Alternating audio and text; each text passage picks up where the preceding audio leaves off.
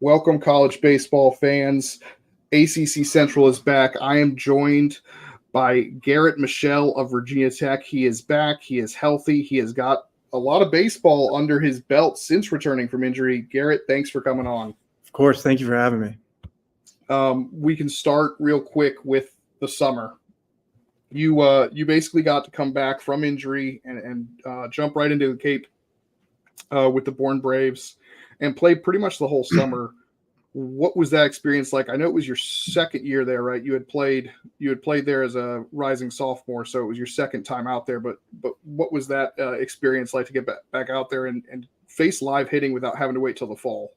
Yeah, I mean, it was definitely challenging at first. Like, I had the conversation with Coach Chef, Coach Elvin, just like how it's probably going to be a challenge. Like, I was out the whole season after the 9th game, and like I didn't really see any live pitching, so I knew going up there and seeing like the best arms. Like, I mean, game 2, I faced a USA arm throwing 97, and it's just like it's uncomfortable for a guy who hasn't been in the box in 2.5 months or whatever it was. But I mean, I told them when we had that conversation that I wanted to be challenged. I wanted to be facing the best arms, and I didn't really want to go anywhere else but the Cape, because after the first year I had there and I loved it so much, and like with the challenge that it was, like I didn't want anything else. Yeah, that's it was really fun to watch you. I watched a ton of Cape, and it was great to see you out there. I got really excited when I started tuning in, because I think I was still in Omaha when the season started, and so I was like, oh, Garrett Michel's back, so that's huge. And I knew, again, we just talked about it a little bit pregame, that there was a possibility. The rumor was out there that you might have been back, before the end of the season, but that was great to see you back out there and playing baseball again. And you played deep into you played the entire season. Yeah. You didn't have much of a break before getting back to campus, because you guys made it all the way back to the championship again. We did. I think I had like 2.5 days at home. I mean, both years that I've been up there, I've been fortunate to go from day 1 to game 3 of the championship. It's been awesome. Yeah, I was sitting there wondering, because I was like, there was a number of ACC guys that were playing in that series on your side and theirs, and it was like, man, I think they're going to have like 2 days of a break before they have to get back to campus. Part of it. I love it. Yep. So you guys ultimately fell short, but what was the biggest difference? Obviously, you're coming back from injury, so that plays a factor. What was the biggest difference between year 2 on the Cape versus year 1? I think just kind of like I kind of like knew what the Cape was about. Like, I went in there as like a freshman becoming a sophomore. I had a very good freshman year, and I was happy about it. And I just kind of like, I don't know, I just felt like a little inexperienced. It was kind of a whole different ball game. I mean, you're swinging wood bats. It's like the best of the best. Like, you're facing like the dudes on each team. And so, I mean, it was definitely a challenge, and I got beat up my freshman year for sure. Like, we have a great coaching staff for Bourne. It was Scott Landers and Jared Saltelmaki, and I can't thank them enough for allowing me to go back for year 2. I mean, most of the time when you see guys get hurt, they'll cut you right away. And I mean, I stayed in contact with them, and they kept me on the roster, and I thank them for that. But I think year 2, I knew what to expect. I mean, there was definitely a little bit more of elite pitching, just with they shortened the season a little bit for the Cape. And I mean, I knew that it was going to be a challenge, and I was ready for it. And I kind of like mentally, I think I was more like I was better off year 2 than year 1. Yeah, one of the cool things towards the end there is Bourne brought in David Lewis, who is a new teammate, and you guys were kind of alternating there a bit at first base for Bourne. But what was that like, getting a jump start on a new teammate and getting to see him in action? He was awesome. I think he actually ended up replacing Clay, because Clay left a little bit early. Yeah. But I mean, he was best friends with one of my childhood best friends that I played travel ball with, and Tristan Bassetta, who was actually on the team as well. Yep. So I got to know David really, really well over summer, and he's a great guy. I mean, we were cracking jokes day 1 at each other. It's kind of like that friendship that you just become friends immediately. And I mean, he's a great guy, and I'm super pumped for him to be with VT this year. Oh yeah, and I think if you guys had won, he may have been the MVP of the series, the way he had swung the bat. Yeah, 100%. His bat was electric. I mean, game 3, he kind of kept us in it and like made it a ball game, like himself alone. So I mean, I'm very excited for him to be a part of our team. Yeah, and like you said, if you were a Virginia Tech fan, they made it very easy on Virginia Tech fans to follow their Cape players, because you and Clay were on the same team. So you didn't have to pay attention to multiple teams. They were able to just tune in to Bourne And obviously, talking about Clay, and a number of other guys, Brody Donay comes to mind, who's now at Florida. You guys came in together in the same recruiting class. I mean, what kind of a special bond is that? You guys kind of broke out on the field together. Obviously, Brody's gone, but you and Clay, are going to be the leaders on the team this year, I would imagine, as 3-year starters. What's that like? I mean, me and Clay's friendship's hard to beat. I mean, it's like you said, it's our 3rd year together. We spent the whole summer this year together. I mean, we're very, very close. I think one thing, like the freshman dorms, is really what gets you close to guys. Like in your recruiting class, I mean, you spend your whole time at the field, the whole day with them, and then you go back to the dorms and you're spending that time. You're like your free time with them as well. And so I think that got us even closer than I would say other guys on the team. And I think me and Clay are very close. And I mean, I'm excited for this year for us to kind of push the younger guys. We have a ton of new guys on the team this year, and I'm excited for what will hopefully be the leaders on the team and be those guys for the younger guys and the new guys that have came in. Before we get into some of the fall stuff, we got to talk about the injury. You right before the ACC series, you were hit by, was it hit by a pitch? No, it was so it was a throw up the. It was like a swinging bunt, and the throw took me down the line, and I usually just kind of swipe tag, and kind of get away from the baseline to tag them, and I just got caught up in the baseline, and my glove hand, which was my wrist, jammed into the base runner's knee. Yeah, that was brutal. You were batting most of the time, cleanup at the time, big part of the order. And after that, I think the offense still did really, really well in your absence, but there was definitely the scare factor, I think, missing a little bit. But obviously you had to then watch from the sidelines, and unfortunately, with the way the season kind of unfolded, that must have been really difficult to sit out and watch and not really be able to help and contribute. Yeah, I think the first game, I ended up staying Saturday. Sunday, I flew out to New York City to get surgery on my wrist. But I stayed Saturday because my roommate, Wyatt Parliament, was pitching, and I really wanted to see him pitch because we were very close. And I think it was the 4th or 5th inning, and I had to walk to the locker room. It was just one of those things. It was just I didn't feel right. It just didn't feel good to sit in the dugout. And I mean, it was definitely an adjustment. And I mean, obviously it's a lot more mental than anything. You're battling an injury, you're not able to play, you kind of feel away from the team. But I think God worked in crazy ways through the injury. And I feel I saw the game completely different the rest of the year. I was seeing it from the sideline, and I was able to take pieces of the game and either bring it to the guys during the game and trying to help them during an at bat or a defensive play. Ethan Gibson, a freshman at the time, stepped in and played first that next day. And so it was kind of me standing over there during BP or in and out and stuff like that, and talking him through stuff so that he's able to feel comfortable. So I kind of it was a leadership role in a way, but it was just one of those things where I kind of saw the game differently. And I'm honestly obviously I would love to play the whole season, but I'm very happy with where I'm at right now, just because of how much I felt I grew mentally through the game. Yeah, absolutely. And obviously Virginia Tech was able to have some success with guys kind of filling in for you, probably not to the extent that you may have had, but Garrett, you had 3 catchers who you were able to now get playing time for, with Garrett Ebel getting to play a lot of first, and he had a really good year.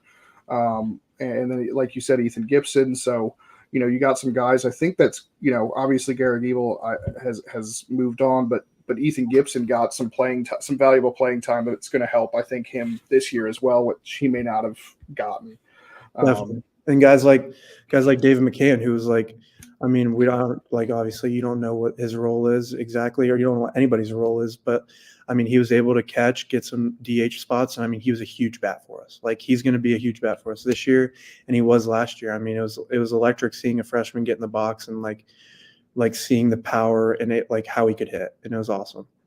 Yeah, I remember in preseason, because I stressed how good your guys' infield was: first base, second base, shortstop, third base. And I remember being well, catcher's going to be a bit of an interesting situation with Brody Donay's departure, but Henry Cook and David McCann and Garrett Ebel were fantastic, unbelievable, and to a point where there were times where there were 3 catchers in the lineup. Definitely. I mean, they were, yeah, we had 3 dudes. Obviously we lost Brody, but those 3 guys were huge for our team. And I mean, like you said, Cook's back this year, McCann's back this year. So it's having those two guys back with us after getting experience is awesome. Yeah. So what are the vibes coming into fall practice for the team? Obviously, you got a lot of new faces, but there's got to be a lot of excitement. There's a ton of excitement. We have, I think like over half our team's new, with that being freshmen and transfers. So a lot of it right now, like, is just trying to get like to know everybody. Like we're hanging out a lot outside of the field, like whether it's at like our athlete dining hall and stuff like that, just trying to meet everybody, and everybody's awesome. I'm very excited. I mean, obviously we haven't like started scrimmaging and stuff like that yet, but I'm very excited to see where our team goes and like how we like approach fall ball. But we're through like the first week and a half, 2 weeks, we've been pushing each other pretty hard. And I mean, I think like throughout like the first 2 weeks of the past 3 years, this is definitely the hardest we've ever worked in my eyes. Yeah. And you've got, again, some new faces. David Lewis, like we've talked about. There's a bunch of talented new freshmen coming in. It's really exciting, and it's been an unfortunate last couple of years for you guys, but you're very close to just getting back, and sometimes it's just baseball, the way things go. Because last year, I will die on this hill. You guys were a tournament caliber team. Things just kind of spiraled, and I feel like it's very hard sometimes when it starts to spiral like that to pull out, because it's hard. Yeah, we had a great start. It just kind of like didn't really finish the way we wanted to. And I mean, like you said, like I thought that as well. I mean, like watching from the sidelines, I saw like what we could do on the games. Like we played our best, and I thought we were a team that definitely could have made a run in the tournament if we got hot. But I mean, it wasn't in the cards, and I think it'll make us more hungry this year.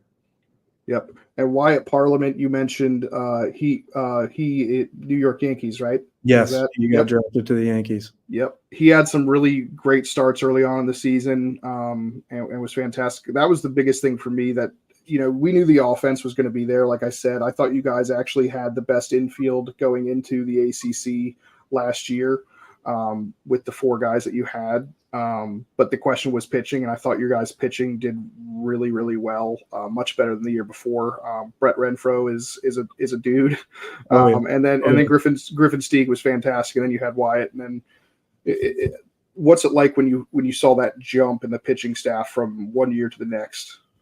I mean, we had obviously Wyatt went to the pen after a while, but those three guys when they were starting was electric. I mean, like you kind of saw the first weekend when we were at UNC Charlotte, like they were going to be dudes for us. And I mean, they were. Obviously, Stieg had the injury, and then Wyatt got brought to the bullpen. It kind of left us like wondering where the next two guys were. And I mean, Jeremy Neff, the fifth year from Richmond, stepped up and he did awesome. But Renfro is going to be a dude again for us this year. I mean, as everybody knows, I mean, he played Team USA this summer. He was exceptional there. And I mean, I'm really excited to see what the year holds for him. Yeah.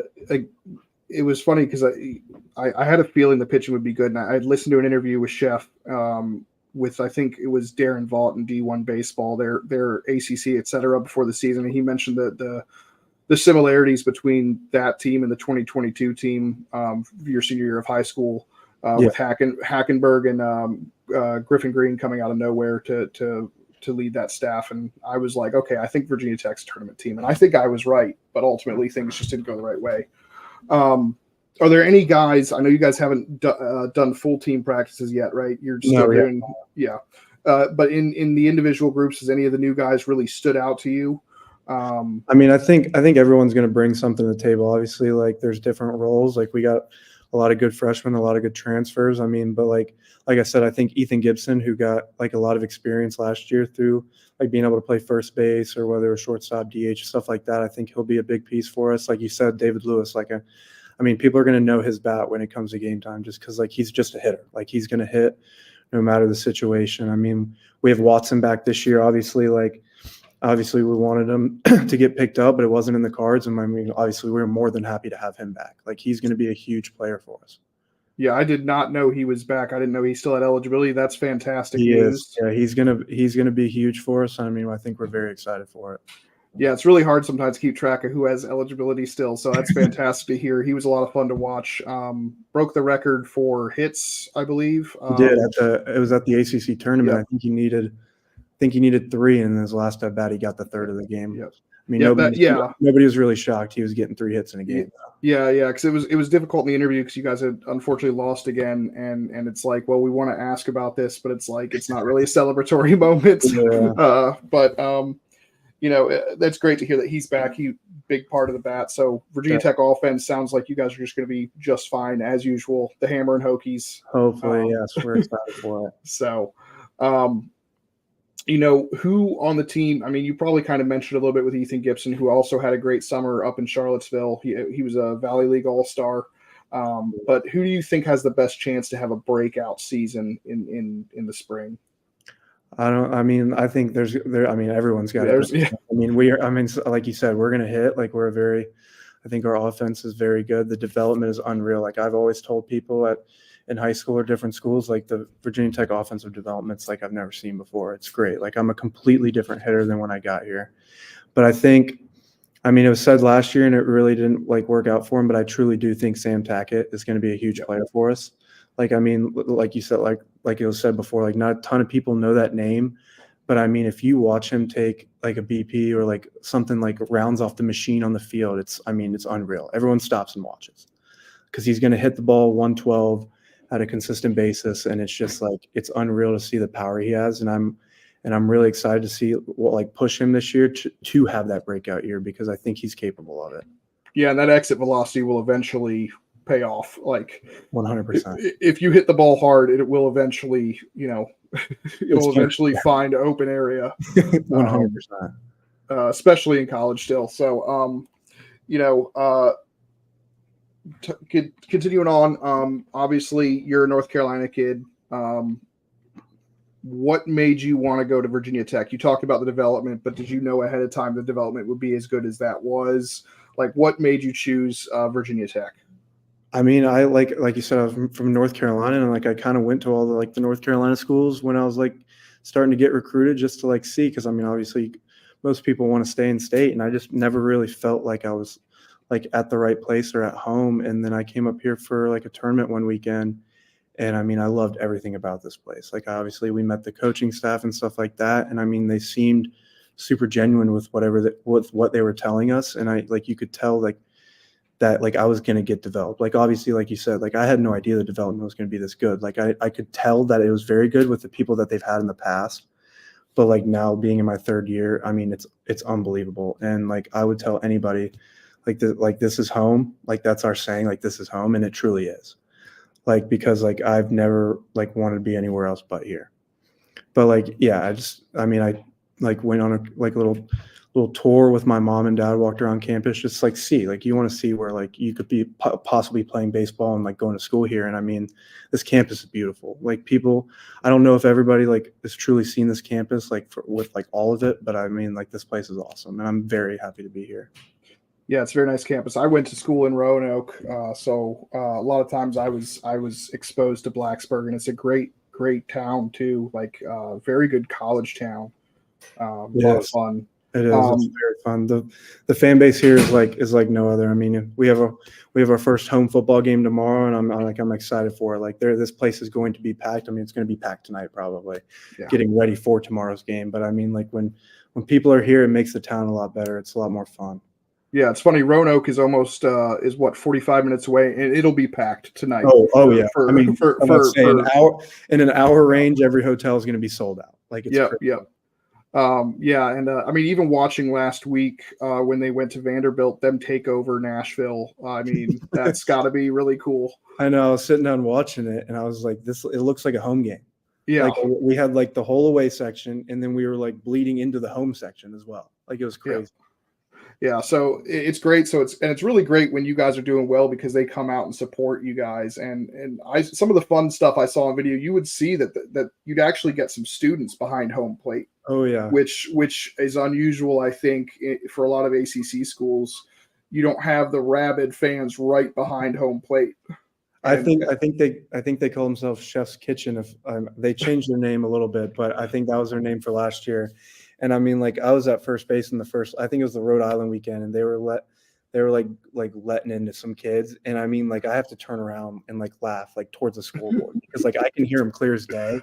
And if a kid strikes out, the whole way back to the dugout, they're letting them know. And I'm just I turn around and start laughing. I looked at Christian Martin, our second baseman, and we both would just laugh because it's just so funny.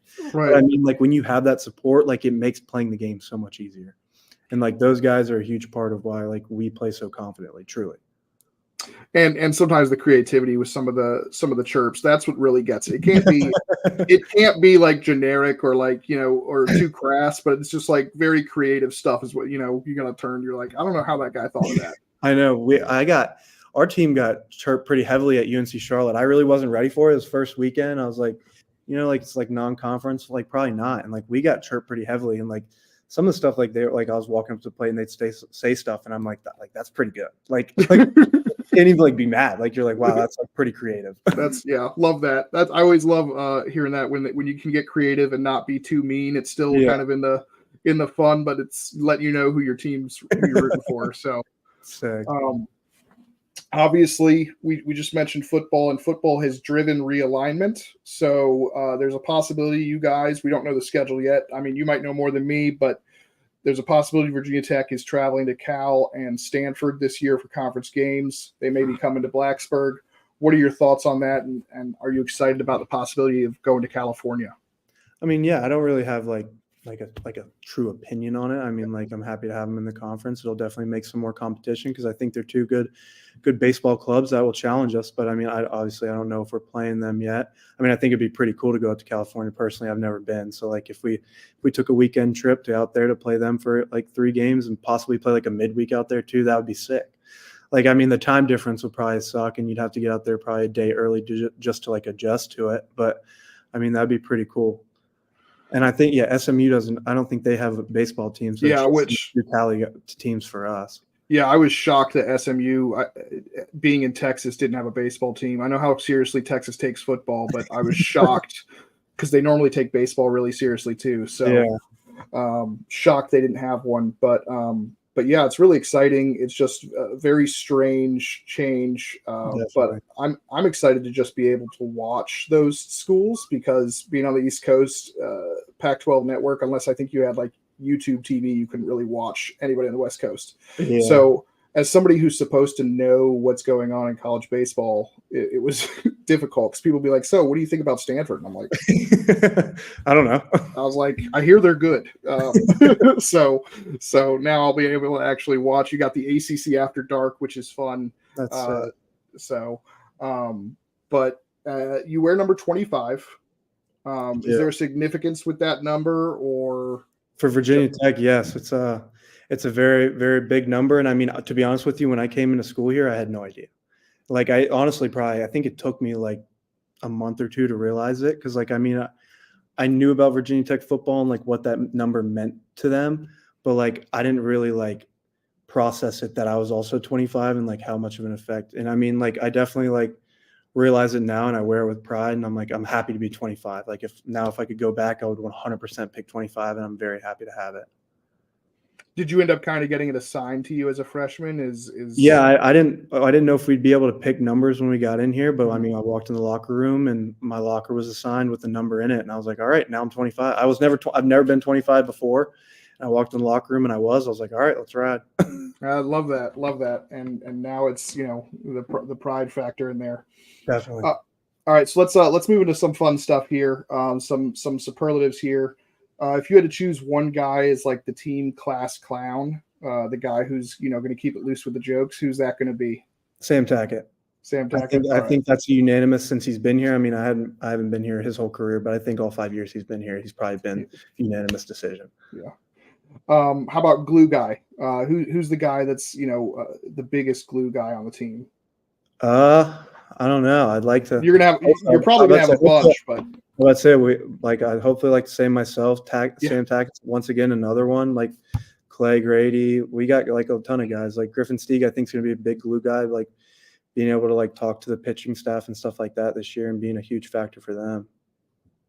We lost I think the biggest glue guy we had last year was Matthew Silverling. A ton of people don't know that name. He's a lefty pitcher for us, but I mean, he was like when you needed something, like whether it was on the field, off the field, like he was the guy you went to. He was the most outstanding person, like off the field, like baseball side. Like you could talk to him about anything, and he was truly the best. And so like that was definitely hard losing him, but guys are filling in his shoes for sure.